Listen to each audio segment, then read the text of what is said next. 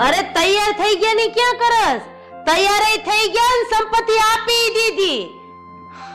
અને આમય આ કઈ કોકની સંપત્તિ પચવી પડવી કઈ હારી વાત નથી હો. ન્યા જોઈ લે બાયડી મરી ગઈ, છોકરી મરી ગઈ, વધુ કઈ વાહે? લે આમ તો જો, આમ જો મગરમચ્છના આંસુડા. આમ રોવાથી તમે કઈ હાચા નહીં થઈ જાઓ. અને બીજાનો ભાગ હજમ કરવો ને ઈ નાની સૂની વાત નથી.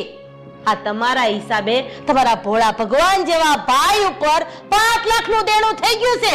ભોળવી ભોળવીને લૂંટતા જ રહ્યા ને. અને હા, હવે આ દેણું થઈ ગયું 5 લાખનું ઈ કોણ ભરશે? તમારો બાપ. બાપના તો ઠેકાણા નથી. બસ કરો મમ્મી, આમ જુઓ કાકા કેટલા રડી રહ્યા છે. પછી છે ને પપ્પાને કહી દેશે